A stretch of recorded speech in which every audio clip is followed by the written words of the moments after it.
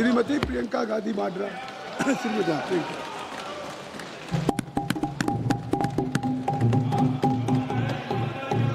धन्यवाद अध्यक्ष महोदय जी, आपने मुझे इस विषय पर बोलने का मौका दिया।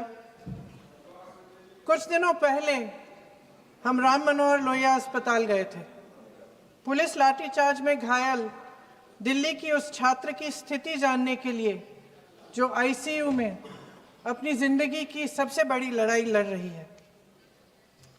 हमसे कुछ ही समय पहले आदरणीय स्वास्थ्य मंत्री जी श्री जेपी नड्डा वहां गए थे और उनसे कुछ समय पहले अन्य नेता भी गए। जब तक हम वहां पहुंचे, उस लड़की की मां नेताओं के आने जाने से गुस्से में थी। सुन लीजिए, सुनिए, किसी की पीड़ा का मजाक नहीं उड़ाते। कोई भी हो, किसी की पीड़ा का मजाक नहीं उड़ाते। आप संसद में बैठे हैं, निशिकांत जी आप बना रहे हो। जब तक हम वहां पहुंचे, उस लड़की की मां नेताओं के आने जाने से गुस्से में थी। किस लिए आए हो? उसने आईसीयू के दरवाजे के बाहर खड़े होकर हमें पूछा। हमारे सामने कांपते हुए हाथ जोड़े कहने लगी कि धन्यवाद आप आए हैं, ठीक है, मगर मुझे किसी से नहीं मिलना, मुझे किसी से बात नहीं करनी।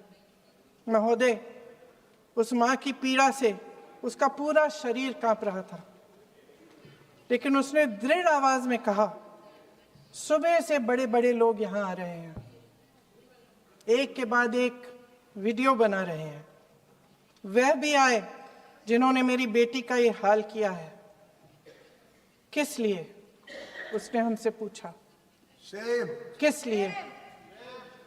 मेरी बेटी की बलि तो चढ़ गई है, लेकिन उसे कुछ भी हो जाए तो मैं उसके लिए अपने आप लड़ूंगी।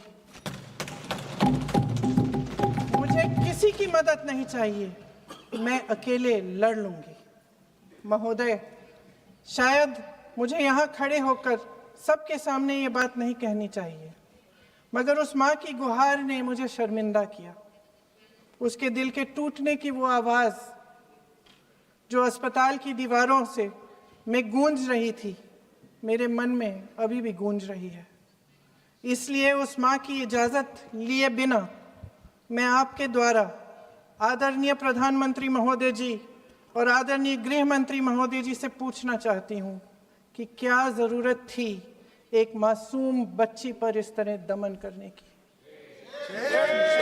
क्या ज़रूरत थी उन छात्रों पर आंसू गैस चलवाने की, उन पर लाठियां बरसाने की, उन पर वाटर कैनन्स चलवाने की? क्या ज़रूरत थी उन नौजवान लड़कियों को जलील करते हुए उनके कपड़े फाड़ने की, उनको बेरहमी से गंदी तरह पिटवाने की? देश के युवाओं पर पैलेट गन्स और AK-47 चलवाने की क्या आवश्यकता थी? क्या वे आतंकवादी थे? क्या आतंकवादी हैं? टेररिस्ट हैं? हाँ, कांग्रेस बोल रही है। हाँ, कांग्रेस बोल रही है।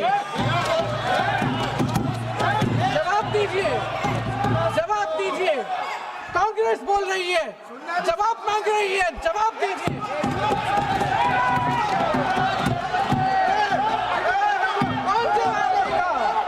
कौन जवाब देगा? गृह मंत्री जी जवाब देंगे। किसने ऑर्डर दिया? किसने ऑर्डर दिया पैलेट गन्स चलाने के लिए? किसने ऑर्डर दिया? आपके माध्यम से मैं पूछती हूँ अध्यक्ष महोदय, किसने ऑर्डर दिया? प्रधानमंत्री जी ने दिया? गृह मंत्री जी ने दिया? जवाब देंगे? पूरा देश पूछ रहा है, सिर्फ कांग्रेस पार्टी नहीं पूछ रही है, पूरा देश पूछ रहा है। अध्यक्ष महोदय, देश के माता पिता पूछ रहे हैं, छात्र पूछ रहे हैं, अध्यापक पूछ रहे हैं, पूरा देश आज ये पूछ रहा है। और आपकी जिम्मेदारी बनती है कि आप इस सवाल का जवाब दें।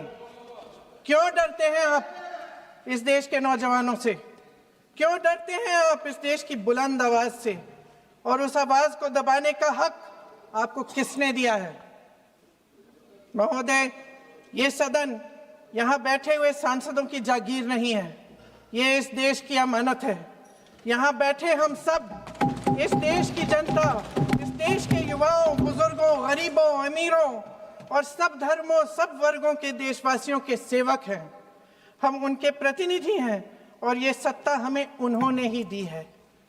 इस देश का संविधान हमारी सर आंखों पे, इस देश का लोकतंत्र सर्वोपरि है, इसे ध्वस्त करना पाप है।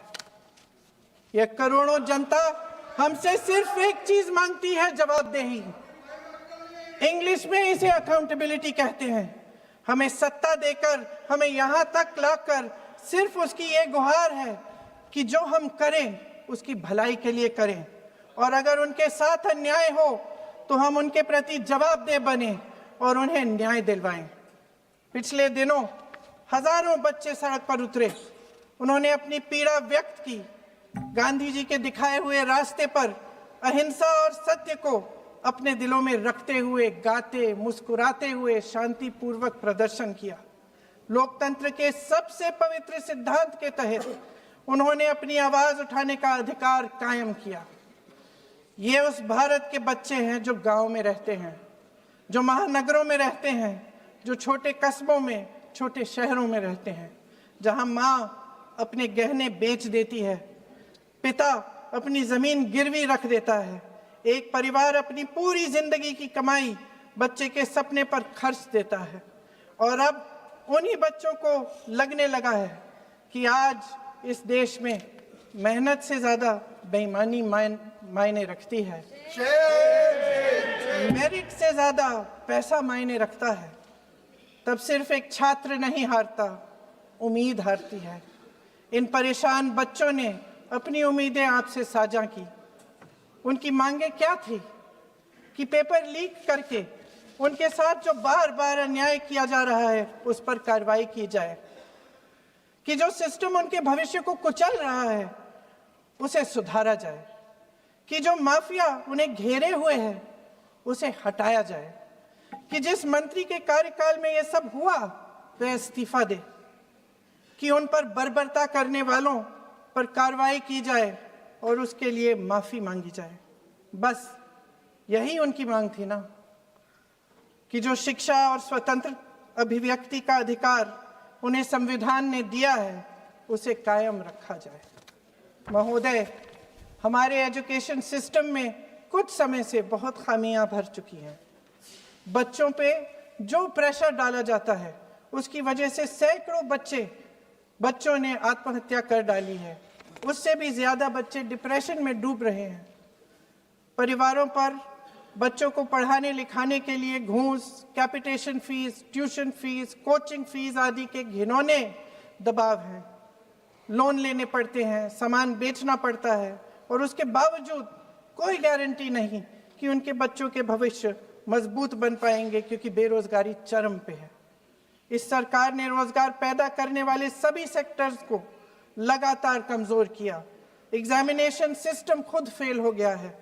पिछले दशक में 152 पेपर लीक हुए, 750 करोड़ छात्र प्रभावित हुए, मगर एक भी दोषी, एक भी माफिया को सजा नहीं।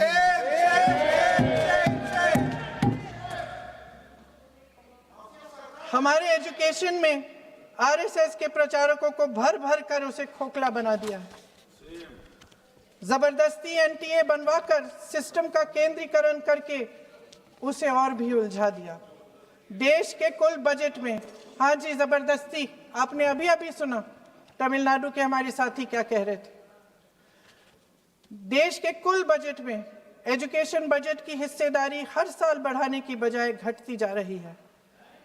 1.4 लाख करोड़ रुपया का पूरा बजट एजुकेशन बजट है और 1.32 लाख करोड़ सिर्फ नीट देने वाले 22 लाख बच्चों के परिवारों से हर साल खींचा जाता है।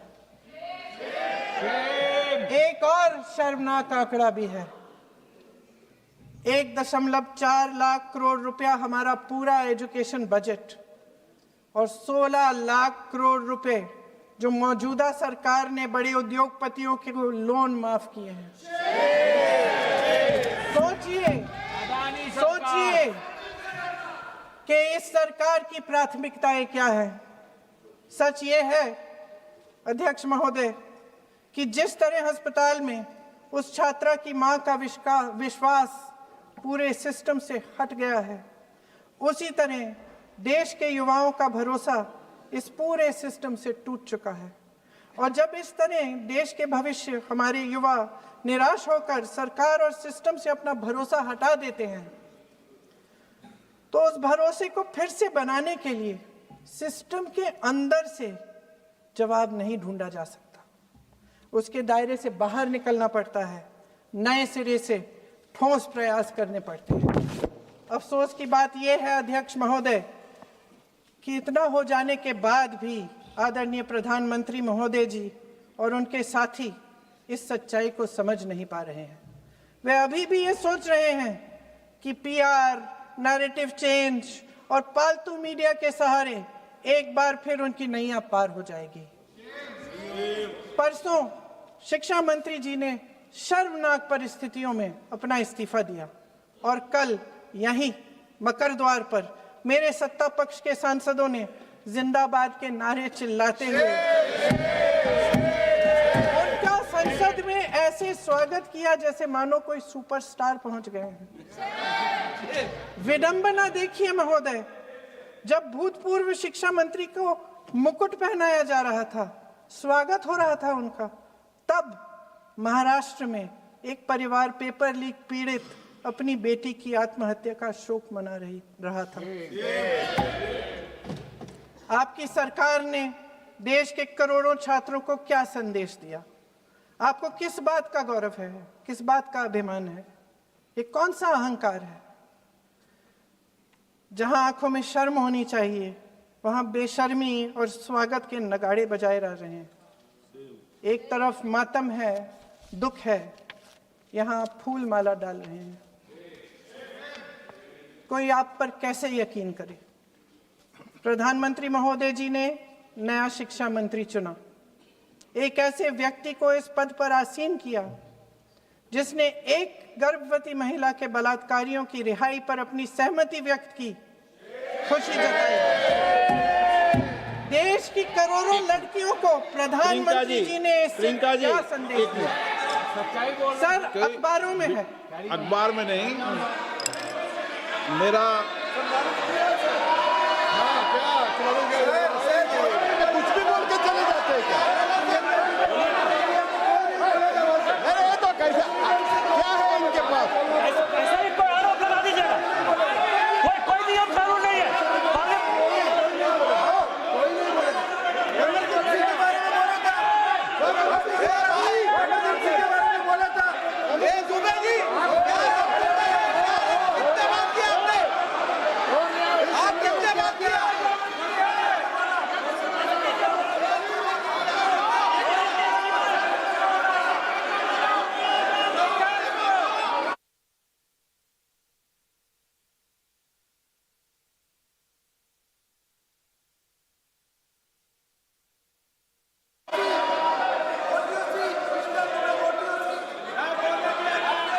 अध्यक्ष महोदय जी, जो श्रीमती प्रियंका वाड्रा गांधी जी बोल रही थी, तो बीच में उनके वहाँ से भी टोका टोकी पहले भी हुए, हमारे यहाँ से भी हुए थे।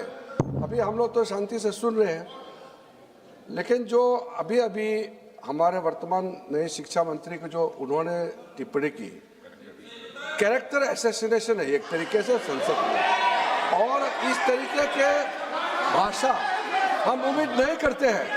मैं इसमें प्रहलाद जोशी जी ने भी खुद कहा है, एक तो उन्होंने प्रियंका जी ने जो गलत बात कही है रिकॉर्ड पे, उसको रिकॉर्ड से हटा दिया जाए।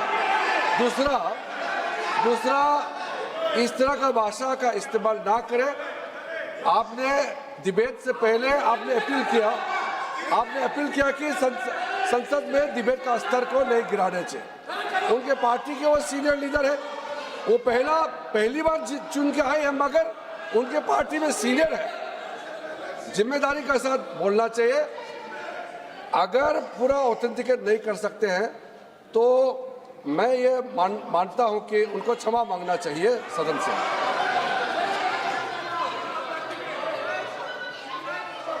मेरा मत ये है, सदन के अंदर ये सदन सर्वोच्च लोकतांत्रिक संस्था का सदन है, इसका एक एक शब्द हमेशा रिकॉर्ड में रहता है।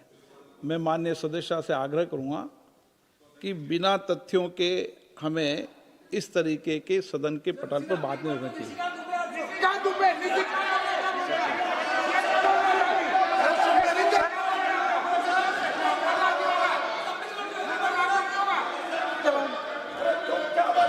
ये तो डिलीट कर दिया, लेकिन आगे भी वो भी डिलीट करा सर। ये तो निजी कान बोलता वो भी ये सीधे कान बोल रहा था, डाटा कर रहा था। सर जो प्रहलाद जोशी जी ने बिल्किस बानो के बलात्कारियों की रिहाई पर जो बयान दिए, उसका प्रमाण मैं आपको दे दूंगी, मैं भेज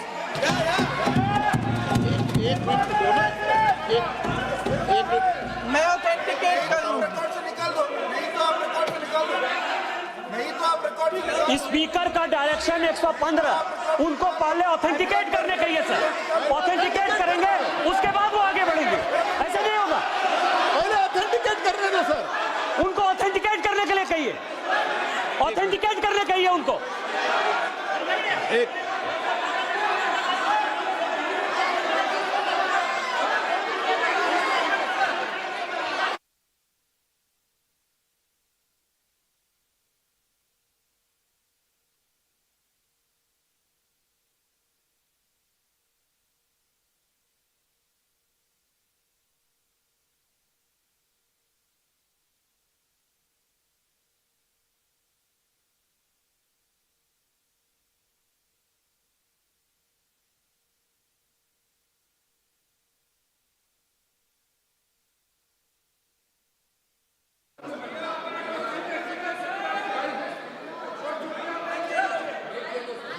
आप उनको बोलने दो, आप मत करो डिस्टर्ब। मैं एक विषय बता दूं, एक मिनट बताऊं।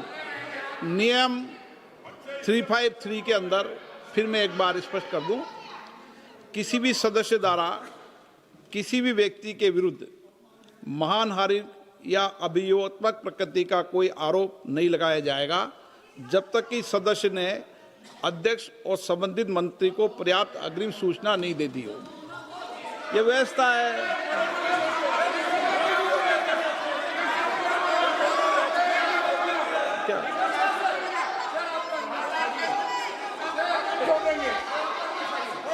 House, ma'am, the same house, Honorable Shrikant Bey told, still that is in the record about Indira Gandhi ji.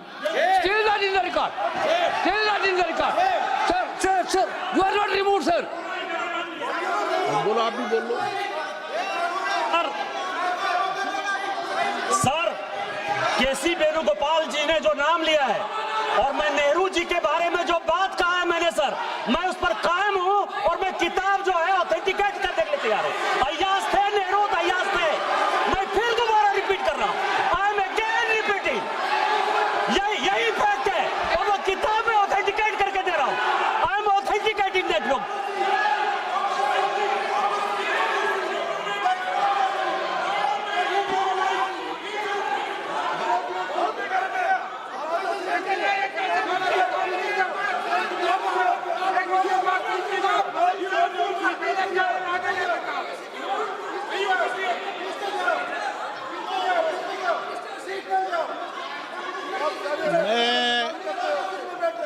मैं जब आसन पर होता हूं, जो मैं व्यवस्था देता हूं, चाहे सत्ता पक्ष हो या प्रतिपक्ष हो, मैं समान व्यवस्था देता हूं। मैं जब आसन पर होता हूं,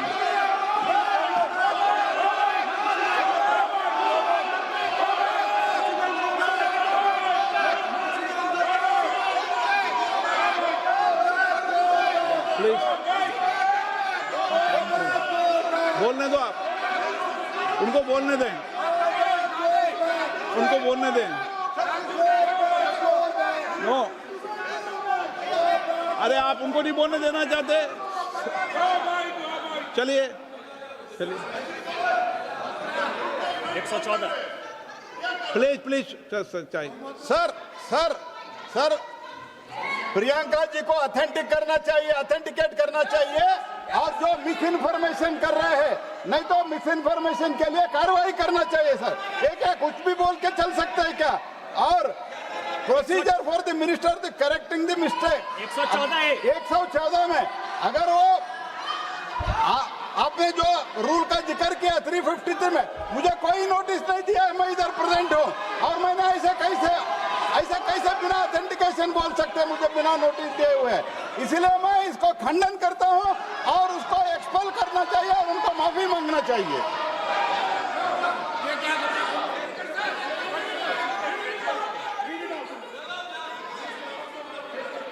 नहीं, ये चैप्टर आगे नहीं बढ़ेगा सर। बिल पे केवल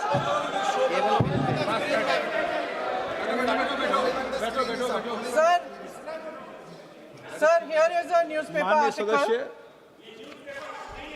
सर पूरा बुकी लेके आए आपने, बुकी लेके आ सकता है sir written by a respected माननीय journalist. सदस्य, I will authenticate using this, sir. आप माननीय सदस्य प्लीज इसको छोड़ दें।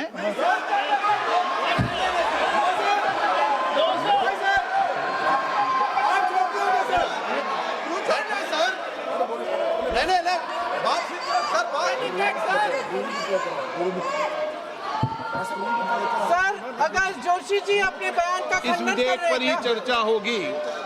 आप इस बयान का खंडन कर रहे हैं क्या नहीं, जोशी जी? माननीय से पूछेगा। सदस्य, मैं आपसे फिर आग्रह कर रहा हूं, इस सदन में इस विधेयक पर ही चर्चा होगी। फिर भी नो, ये विधेयक का विषय नहीं है। आप नो, आप बोलो तो विधेयक पे बोलो, ये मेरी अपेक्षा आपसे। प्लीज सर, कभी- छोड़िए, ये रख दो। इस विषय को छोड़िए।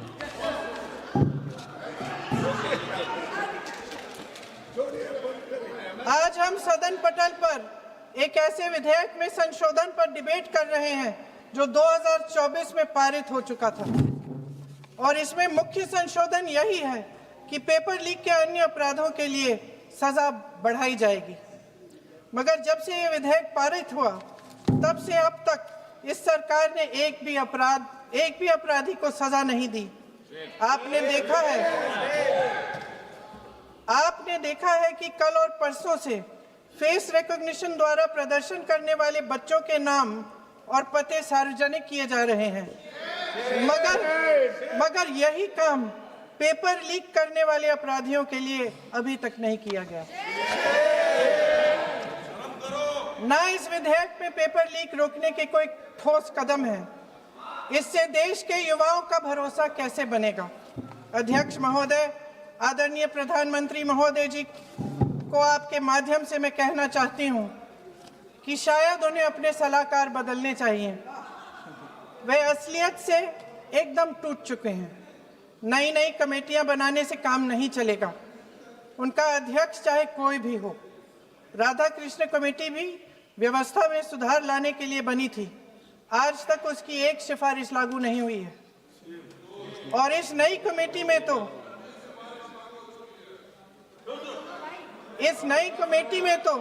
एक एक्स-आईबी चीफ,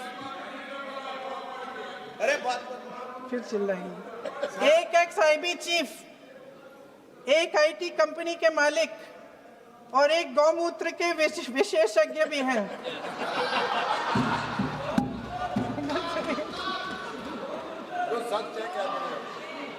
इन्हें शिक्षा के बारे में क्या पता जी? सर सच है।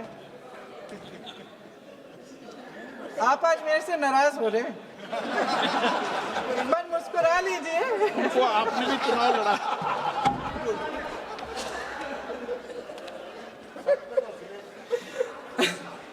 सर फास्ट ट्रैक कोर्ट्स का रिकॉर्ड पहले से ही बहुत खराब है। वैसे भी कल की सुनवाई में सीबीआई का वकील पेश ही नहीं हुआ। संसद में विपक्ष को दोषी ठहराने से, खोखले राजनीतिक खेल खेलने से काम नहीं चलेगा। आप जेन जी का भरोसा वापस जीतना चाहते हैं तो नए एंगल से अपने फोन से नए वीडियो बनाने से नहीं होगा।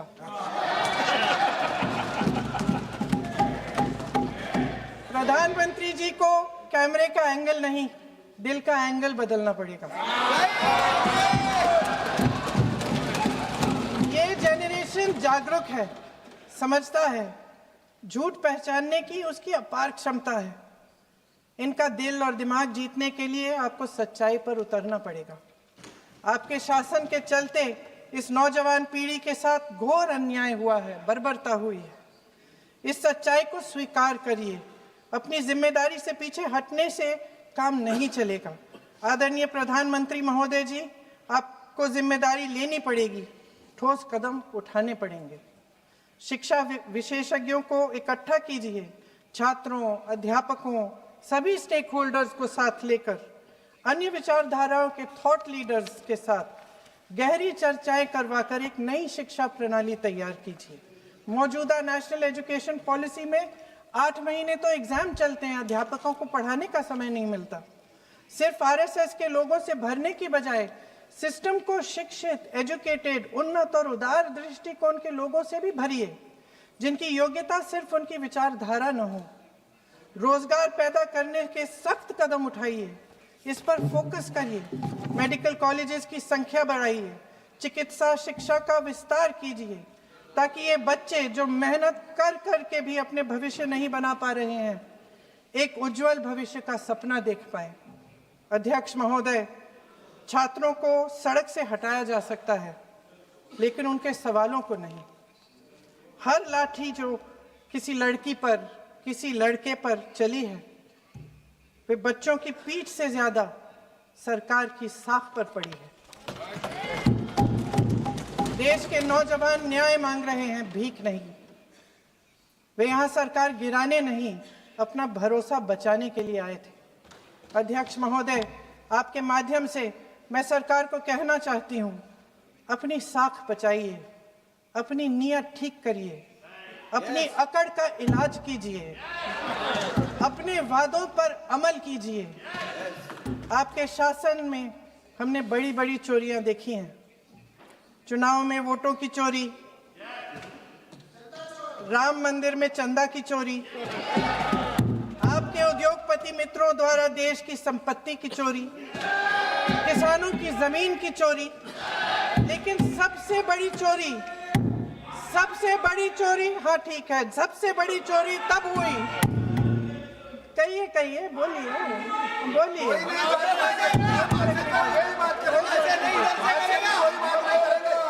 सुन लीजिए, शांति से सुन लीजिए, शांति से सुन लीजिए। आपको मौका मिलेगा, आप जितनी भी चोरियों की बात करना चाहते हैं आप कर लीजिए, अभी मेरा समय है। सबसे बड़ी चोरी तब हुई जब देश के नौजवानों के भविष्य, उनके सपने चुराए गए। भविष्य की चोरी, सपने की चोरी किसी भी चोरी से कहीं बड़ी होती है महोदय।